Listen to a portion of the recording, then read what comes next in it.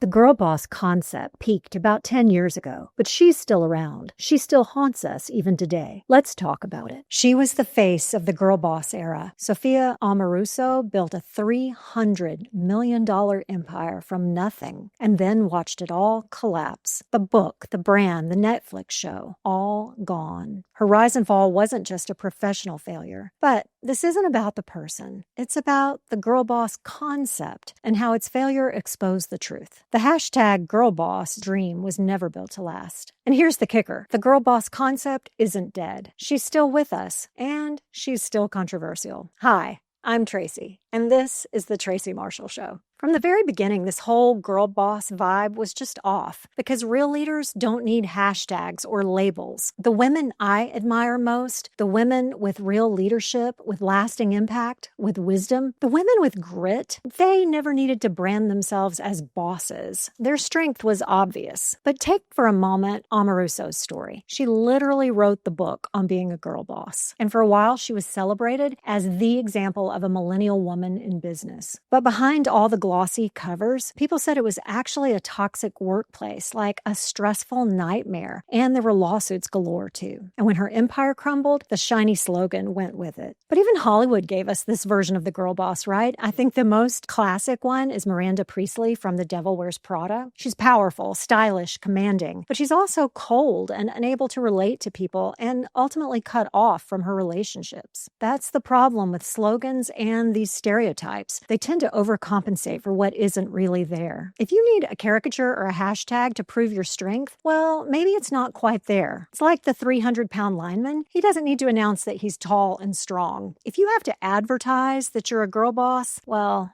But beyond the cringe, the lifestyle it offered was hollow too. I don't know, climb the ladder, snag the corner office, get the promotion. But then what? Too often, it was a 9-to-5 pushing paper. Granted, dressed up in heels and pink fonts, but that just doesn't satisfy for long. We know this because women started admitting it out loud. Glamour magazine had an article titled "The Soft Girl Revolution: How Young Women Are Rejecting Girl Boss Culture for a Life of Leisure." The article spotlights this viral TikToker named Mia Jones, who says this: "Don't want to be a girl boss. I don't want to hustle. I simply want to live my life slowly and lay down in a bed of moss with my lover and enjoy the rest of my existence, reading books, creating art, and loving myself and the people in my life." She says, "I don't want to be a girl boss. I don't want to hustle. I simply want to live my life slowly." This TikTok served as kind of a turning point for the culture, especially for Gen Z women, I think, as they started to question the whole idea of hustle culture and started to realize that they wanted something more meaningful. Many realized they just didn't want all the pressure, the skyrocketing anxiety,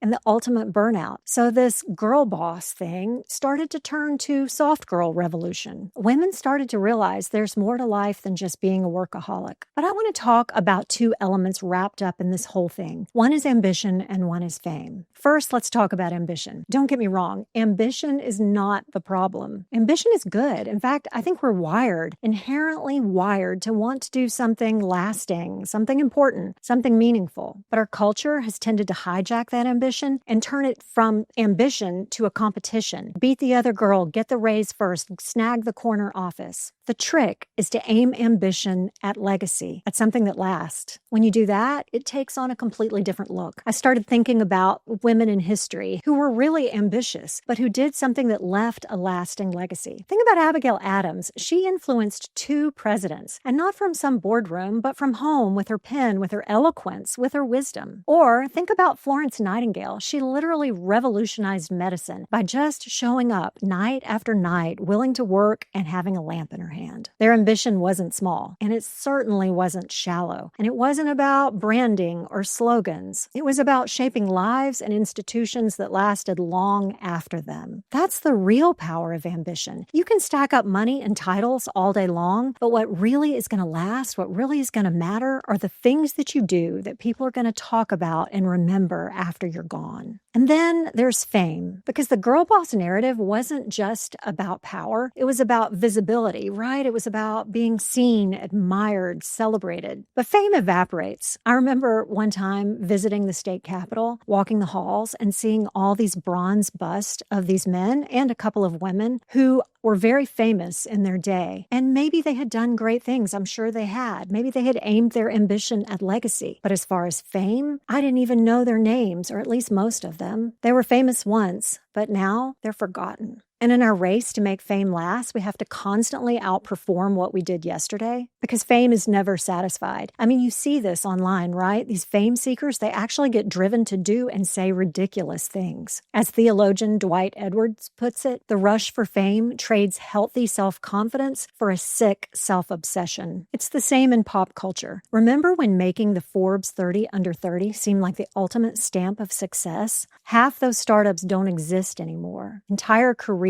have vanished, while the quiet work of families and communities has outlasted it all. That's usually how it goes. Fame fades last, but ambition, aimed at legacy, that lasts. Before we talk about the alternative, let me know. If this is resonating with you, will you hit subscribe and share it with someone you know? Because while the girl boss narrative is burning out, we can build something better and more lasting together. So what's the better way? Stop chasing titles and hashtags. Real ambition isn't about branding yourself, but it's about building something that lasts. And what lasts isn't careers or companies or titles, it's people. The girl boss was right to want to make an impact, and she was right to have the actual audacity to think that she could make a mark on the world. But where she went wrong was thinking that that impact had to do with money or fame. And don't get me wrong, I'm not against having a career. In fact, I've had several of them. And I'm not saying that the only way to be happy is some slow life of leisure. Honestly, I don't live that way. But I am saying that the girl boss hustle culture is not the way to have lasting satisfaction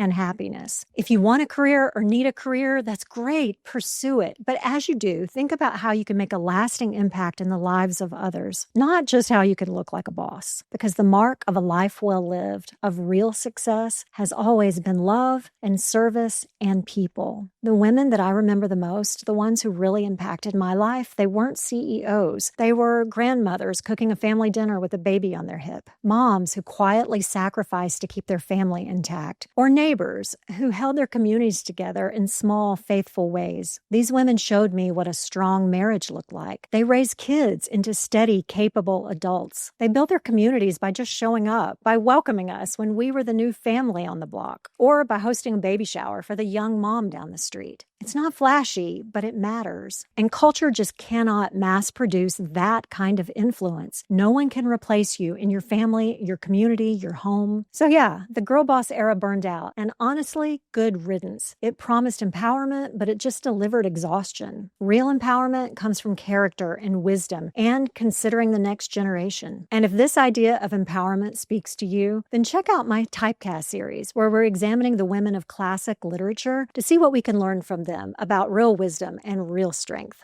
I'm Tracy. Until next time, thanks for being here.